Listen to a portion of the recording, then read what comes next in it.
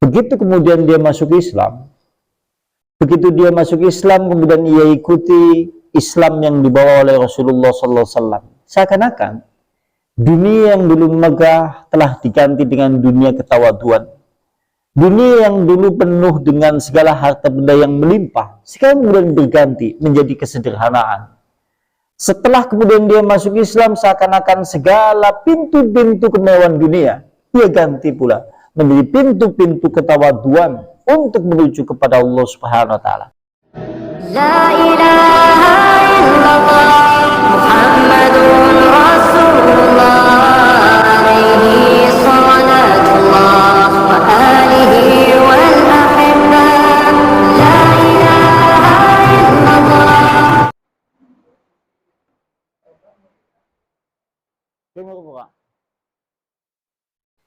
Nah, di dalam perkataan sahabat Nabi ini, dalam asar ini disebutkan, Ana Nabi, sesungguhnya Nabi Shallallahu Alaihi Wasallam bersabda Nabi.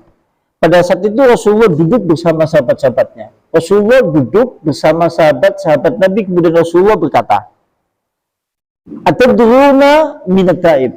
Kata Rasulullah bertanya kepada sahabat-sahabatnya, wahai sahabat-sahabatku, apa yang kalian ketahui? Siapa yang dimaksud orang yang bertobat itu? Terus jawab sahabat Nabi, kalau kemudian mereka para sahabat Nabi menjawab, Allahumma la. Demi Allah ya Rasulullah, kami tidak mengetahui siapa yang dimaksud dengan orang yang bertobat itu. Terus Rasulullah Sallallahu Alaihi Wasallam berkata atau menjawab, Idza taba al-abdu, jika ada hamba Allah yang bertaubat, tetapi tidak membuat ridho musuh-musuhnya, maka ini tidak disebut sebagai orang yang bertaubat. Yang pertama, poin yang pertama, kata Rasulullah, siapa saja yang bertobat kepada Allah Subhanahu wa taala, tetapi kemudian dia tidak membuat ridho musuh-musuhnya, maka itu tidak disebut sebagai orang yang bertobat. Nanti kita lihat penjelasannya, kita baca hadisnya terlebih dahulu. Yang kedua, wa man taba wa lam yughayyir libasahu falaysa bitaib.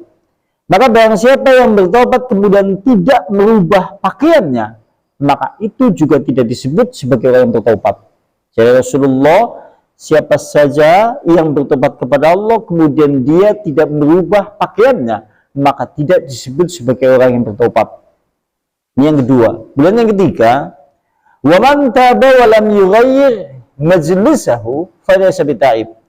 Maka barang siapa yang bertobat kepada Allah kemudian tidak merubah tempat majelisnya, maka tidak disebut sebagai orang yang bertobat. Kemudian kata Rasulullah, barang siapa yang bertobat kepada Allah tidak merubah tempat majelisnya, maka dia tidak disebut sebagai orang yang bertobat. Kemudian berikutnya, wa man taba, maka barang siapa yang bertobat kepada Allah walam yughayyir, kemudian dia tidak merubah cara mencari nafkahnya, maka itu tidak disebut sebagai orang yang bertobat. Dan barang siapa yang bertobat kepada Allah, dia tidak merubah perhiasannya, maka itu tidak disebut sebagai orang yang bertobat. Maka barang siapa yang kemudian bertobat kepada Allah walam yughayyir, kemudian dia tidak merubah kasur dan bantalnya, maka dia tidak disebut sebagai orang yang bertobat. Maka barang siapa yang bertobat kepada Allah kemudian dia tidak memperbagus atau meluaskan akhlaknya, perangainya, adabnya, maka itu tidak disebut sebagai orang yang bertobat.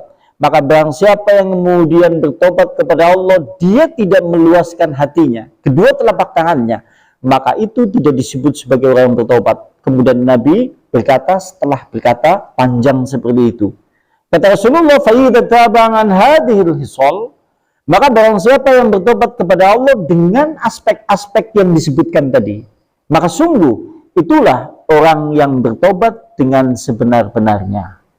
Ini perkataan Rasulullah Sallallahu Alaihi Wasallam melalui asar dari Abdullah bin Mas'ud. Sekarang kita lihat penjelasannya. Qala ulama'u, berkata ulama-ulama kita menjelaskan hadis tadi. Perkataan ulama menjelaskan hadis yang disampaikan oleh Rasulullah di dalam permasalahan bab ini. Kata ulama, di situ kan ada kalimat oleh Rasulullah, barang siapa yang bertobat kepada Allah, dia tidak membuat ridho kepada musuh-musuhnya, maka dia tidak disebut sebagai orang yang bertobat. Maksudnya adalah apabila ada orang yang bertobat kepada Allah Subhanahu wa taala, kalau sifat yang perbuatan tobatnya itu berkenaan dengan masalah harta, jika sampean bertobatnya terhadap permasalahan harta, entah itu harta yang kita rampas, harta yang kita curi, harta yang kita hasilkan dari penipuan, harta yang kita ambil dari sesuatu yang bukan pada haknya, harta-harta yang seperti ini, maka begitu kemudian dia bertobat, maka kemudian orang yang bertobat itu mengembalikan kepada orang pemiliknya sesungguhnya. Maksudnya demikian kising jenengane wong membuat ridho kepada musuhnya. Artinya kalau suatu saat kemudian panjenengan bertobat kepada Allah, tidak akan disebut sebagai orang bertobat kepada Allah terhadap permasalahan harta benda yang kita ambil, entah itu dari mencuri, merampok, menipu. Jika kemudian harta benda yang kita ambil itu kita tidak kembalikan kepada pemiliknya, maka tidak disebut sebagai orang bertobat. Sekalipun antum banyak mengucapkan kalimat istighfar kepada Allah Subhanahu wa taala. Wah, kising angel ya. Wah, kan angel. Sampean biyen coba dibayangna, mulai ke zaman biyen nganti zaman siki. Mulai kan wowoan, panganan, daharan, sampai yang lain-lain. Kita sering mengambil hak-hak orang lain. Artinya kalau suatu saat kemudian sampean bertobat, ini tidak dikembalikan, maka tidak disebut sebagai orang yang bertobat kepada Allah. Atau kemudian, maksud dari kalimat ini, yaitu apabila panjenengan pernah berbuat khianat, panjenengan pernah kemudian merendahkan kehormatan seseorang, panjenengan pernah kemudian mencela seseorang, atau panjenengan pernah merendahkan harga diri seseorang. Begitu panjenengan bertobat, maka panjenengan kemudian meminta halalnya kepada orang yang kita dolimi, baik itu berupa cacian, makian, atau berupa sesuatu yang pada dasarnya adalah celaan terhadap kehormatan dirinya, atau terhadap harga diri orang itu. Maka panjenengan kalau tidak melakukan itu, ini tidak disebut sebagai orang bertobat. Karena angel, sampean dulu pernah menghina seorang, sampean pernah merendahkan martabat seorang, sampean pernah menjatuhkan harga diri seorang. Begitu panjenengan bertobat, maka orang itu dicari. Lantas kemudian kita minta halalnya. Ki jenengane wong sing bertobat kepada Allah. Ki sing angel kalau menurut teman kami. Angel ndak kalau yang seperti ini? Wah, angel ya. Artinya dewek kudu golek ti wong-wong sing dulu pernah kita todimi. Mulane nek sampean kalau begitu kemudian kita masuk di bulan Ramadan, nanti masuk di tanggal 1 Syawal, biasanya kan adat di masyarakat kita setiap tanggal 1 Syawal nanti satu dengan yang lain saling berkunjung, kemudian saling meminta maaf dan memaafkan. Yang seperti ini baik sebetulnya. Cuma permasalahannya harusnya kalau melihat aturan di dalam permasalahan bab tobat, sampai tatkala jaluk maaf, dia menjelaskan kesalahan bentuk apa saja yang panjenengan lakukan pada orang itu. Contoh ambil wong tua misal, Pak, aku jaluk pangapura meng sampean. Telung minggu wingi aku ngrasani sampean ke bojone. Kising jenengan yang maksud dari orang bertobat meminta maaf, meminta halal kepada orang yang kita dolimi. Kudu niku ya. Nek dhewek kan boten ya, dhewek boten, wong tuane ya tidak berusaha untuk mencari. Isinya mau ya pada semoga kan kalau ngerti kesalahannya masalahnya. Orang coba ning yang sebutkan permasalahannya. Orang meminta maaf dan memberi maaf nanti akan nampak jelas mana orang yang betul-betul hatinya seluas samudra. Permasalahannya sampai jadi pangapura, orang dijelas nah. Jadi pangapura apa sampean? Semalam yang lebih bojone ngrasani sampean mengene bela paling-paling anu jadi duit ya. Begitu kan diomong nih, artinya betul-betul diperjelas seperti itu.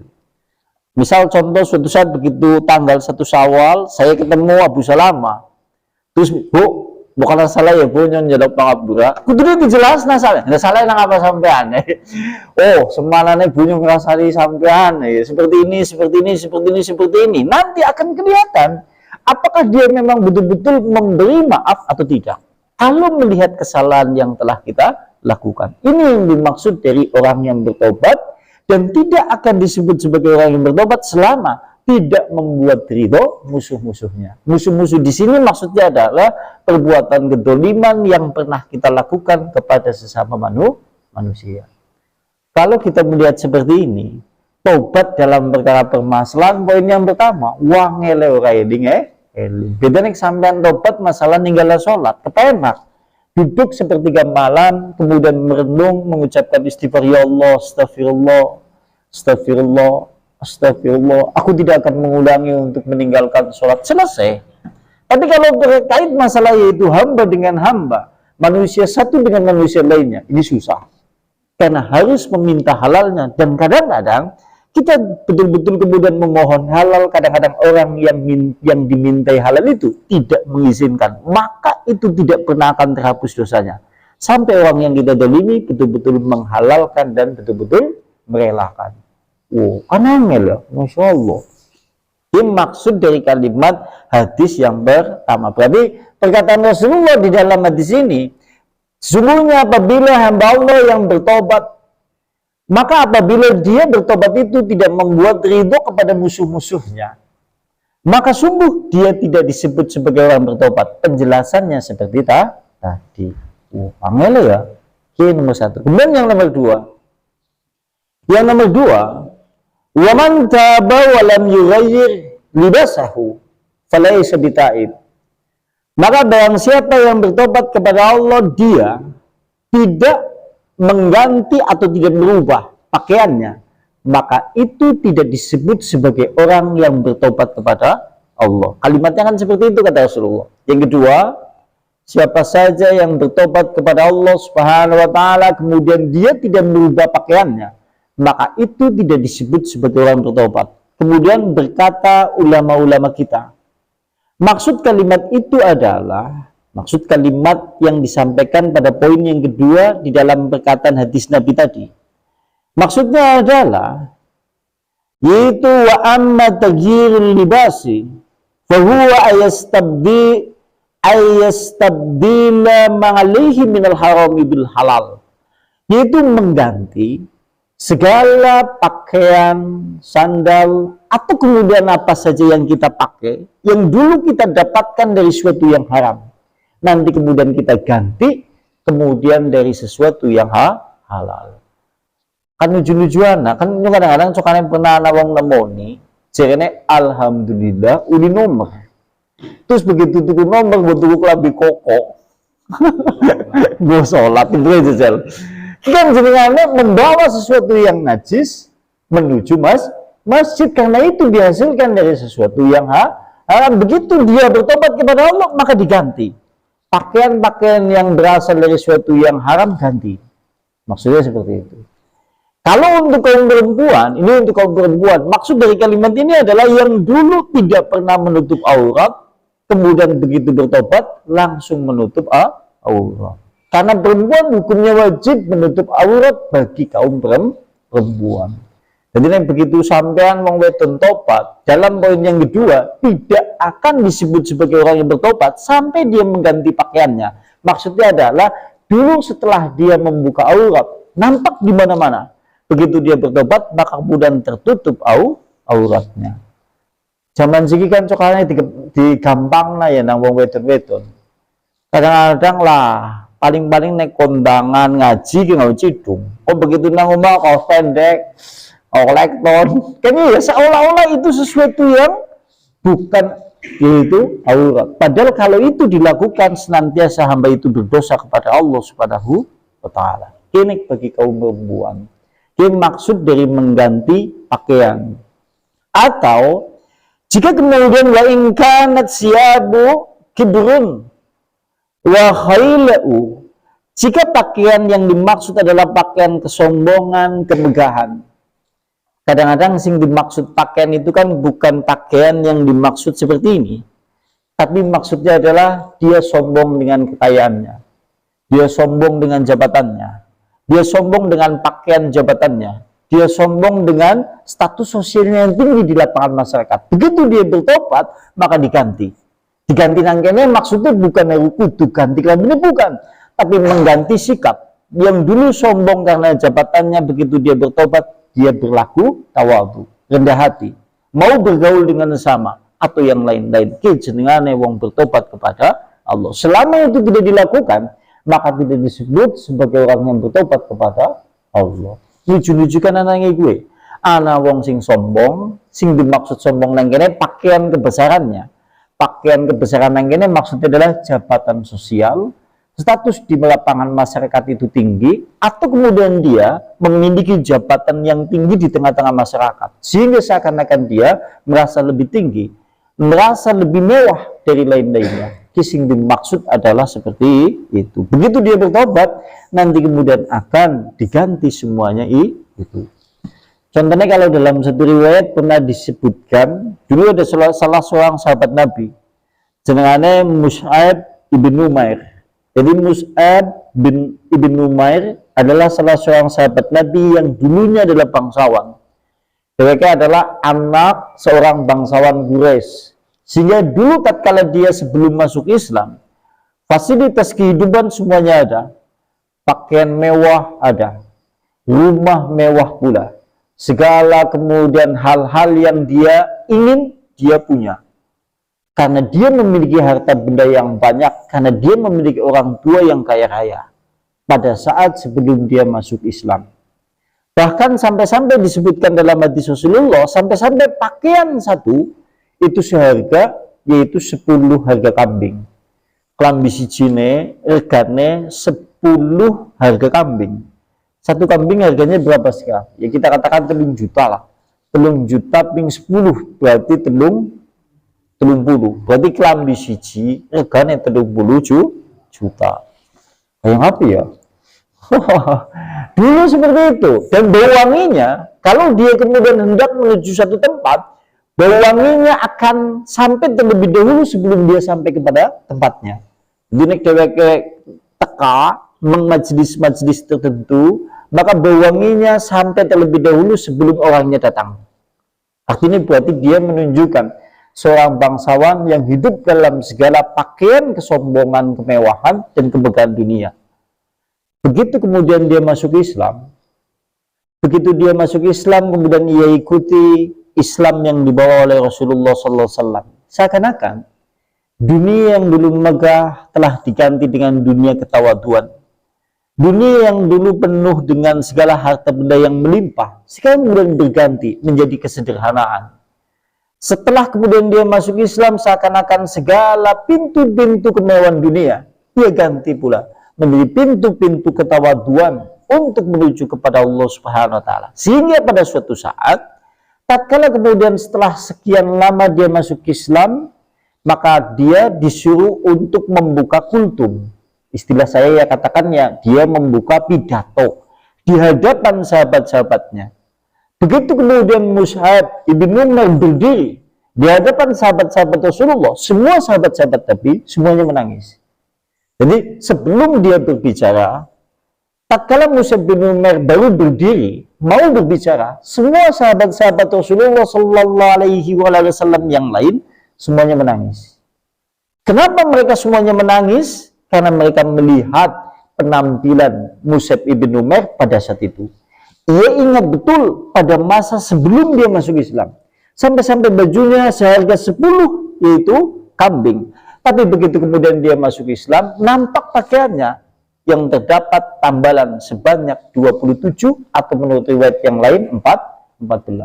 Jadi begitu dia ngadep, klambine wis ora ana mening kecuali mung siji-sijine tok sinawak. Bae tambalan terdapat yaitu tambalan 14 atau 27. Wallahu alam bisawab terkait masalah itu. Masya Allah ya. Artinya ini menunjukkan bahwa yang namanya orang bertobat ternyata mampu merubah pakaian yang dulu kemegah-megahan berubah menjadi pakaian kesederhanaan. Ki jenengane wong bertobat kepada Allah Subhanahu wa Ta'ala. Karena hari ini kan lucu-lucu ana sing jenengane ngabdul khomis, itu celakalah hamba-hamba pakaian. Contohnya nek anak-anak muda pakaian gede malah 10 lemari. Sampai kalau lihat dunia di kalangannya itu kalangan selebritis, kadang-kadang mereka memiliki pakaian yang jumlahnya sangat banyak. Topi saja sampai jumlahnya sangat banyak. sepatu saja sangat banyak kising jenengane hamba-hamba apa? Pakaian. Padahal kita adalah hamba Allah Subhanahu wa taala. Maksud dari kalimat mengganti pakaian itu adalah seperti itu. Di antaranya penjelasannya. Kemudian yang ketiga. Yang ketiga adalah masih penjelasan tadi di atas. Jika orang yang kita dolimi pada penjelasan tadi yang pertama, jika orang yang kita dolimi itu meninggal, kalau seandainya kedoliman itu berwujud harta benda, kita suatu saat pernah menipu, pernah mengambil, mencuri, merampas harta benda orang lain dengan jalan sesuatu yang haram kemudian kita dapatkan. Begitu kita bertobat, kita ingin mengembalikannya. Tapi orang-orang yang didolimi itu ternyata sudah meninggal. Maka kita disuruh untuk memberikan kepada illal warisah, kepada ahli warisnya. Dewek konweh namang ahli warisnya. Kalau suatu saat kemudian jalan ini tidak ditempuh pula, atau tidak ketemu pula dengan ahli warisnya, maka kita disuruh untuk menginfakkan harta benda yang diambil sejumlah dengan harta benda yang kita ambil itu, yaitu untuk menggenapi kedoliman kita kepada orang itu. Kemudian kita berikan hal itu di jalan Allah Subhanahu wa taala. Diniatkan sebagai ganti kedoliman yang dulu pernah kita lakukan kepada orang tersebut. Misal seandainya Derek pernah menipu sejumlah 500.000, 1 juta, maka kita ambil uang 1 juta itu, kemudian kita infakkan di jalan Allah untuk mengganti perbuatan dolim kita yang dulu pernah kita lakukan seperti itu. Jenengane wong sing bertobat. Lantas dengan takon, nah kalau seandainya tidak mampu, sementara itu berwujud uang sampai tunggu mampu, itu dianggap sebagai sesuatu yang harus dilunaskan. Sampai tatkala ini tidak selesai di dunia, besok akan menjadi perkara-perkara di yaumil akhirat. Angelekan seperti itu. Bok suatu saat nang panjenengan digawa meng yaumil akhirat, ini tidak selesai, maka kelak akan dipersoalkan oleh Allah Subhanahu wa taala. Sehingga kene gue jantung, rambutan, pelem, zaman bensin dikan-dikan gue ya. Wakai ini. Itu seperti itu. Banyak sekali yang kita ambil tanpa kemudian kita, sekalipun orang yang punya yang merelakan juga, asal dewek gelem jaluk pangapura.